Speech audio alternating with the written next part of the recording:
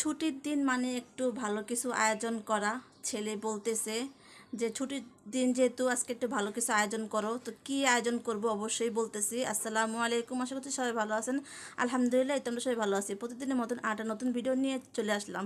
সকালবেলা নাস্তা করলাম, বাচ্চা বাবা নিয়ে আসছে সকাল সকাল নাস্তা, তো নাস্তা সবাই মিলে করলাম।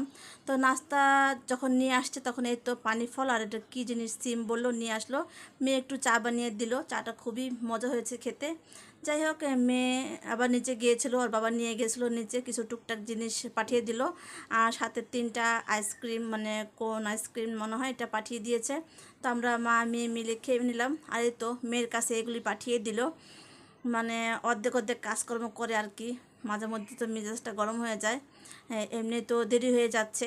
তো মেয়ের কাছে এই তো আলু পেঁয়াজ, তারপরে তেল, পোলার চাল, কোক এগুলি পাঠিয়ে দিয়েছে। আবার এগুলি নিয়ে আসছে। মেয়ের কাছে ওইগুলি পাঠিয়ে দিয়ে সে এবার এগুলি আনতে গিয়েছিল বাজারে। তো একটু মাংস নিয়ে আসছে, মুরগির মাংস। আর সে একটু আদা রসুন কাঁচামরিচ ধনিয়া পাতা শসা লেবু এগুলি আনা দরকার ছিল। তো সে এগুলি আনলো। প্রথমত তো চেয়েছিলাম একটু বিরিয়ানি পাক করব, তো পরে না আর ভালো লাগতেছে না। তো ছেলেকে বললাম বাবা পোলাও মাংস রান্না করি, তো বললো ঠিক আছে রান্না করো, মজা করে রান্না করো।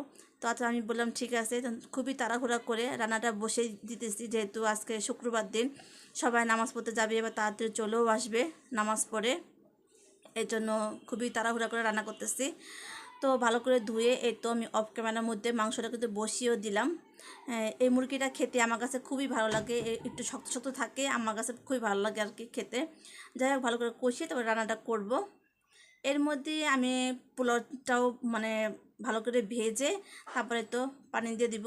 2 চুলায় রান্নাটা বসিয়ে দিলাম তাড়াহুড়া করে। আর সবাই এখন গোসল টোসল করে নামাজে চলে যাবে।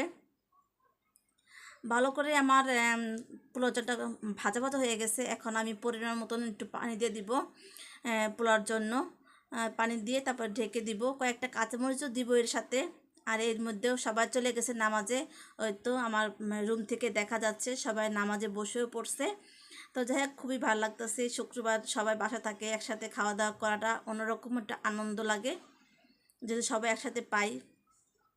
আজকে ওর বাবাও আছে সাথে আমাদের সাথে। যাই হোক রান্নাটা প্রায় হয়ে আসছে। আর এখন একটু ভালো করে নেড়েছে তারপরে আমি চুলা মানে একটা তাওয়া বসিয়ে দিব।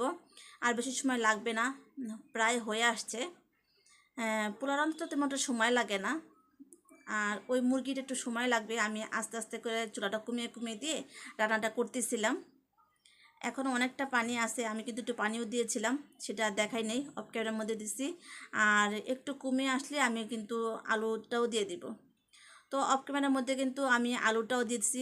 রান্নাটা কিন্তু প্রায় হয়ে আসছে। একটু জিরা গুঁড়ো দিয়ে কয়েক মিনিট রেখে তারপর নামিয়ে ফেলবো। আর এর মধ্যে তো আগেই পোলাওটা রান্না হয়ে গেছে। তো কেমন হয়েছে আজকে আমার এই সিম্পল রান্নাবান্নাগুলো অবশ্যই জানাবেন। আমার বাচ্চারা তো খুবই পছন্দ করেছে, দেখে তো বলতেছে নামাজ পড়ে আসছে বলে আম্মু অনেক ঘ্রাণ বের হয়েছে, তুমি তাড়াতাড়ি আমাকে খেতে দাও। তাই আমি বললাম ঠিক আছে একটু জিরাও, আমি একটু রেডি হয়ে আসতেছি। ছোটো মেয়ে নামাজ পড়তেছে, তো নামাজ পড়া শেষ হলে একসাথে সবাই মিলে খাওয়া দাওয়া করবো। তো আজকের ভিডিওটা কিন্তু খুবই ছোটোখাটো নিয়ে তৈরি করলাম। কেমন লেগেছে আপনাদের কাছে অবশ্যই কমেন্টে জানাবেন। ভালো লাগলে আমার চ্যানেলটি সাবস্ক্রাইব করে পাশে থেকে যাবেন, সবার মধ্যে একটু শেয়ার করে দিবেন। তো আজকের মতন ভিডিওটা এই পর্যন্ত রাখলাম, সবাই ভালো থাকবেন। আসসালামু আলাইকুম।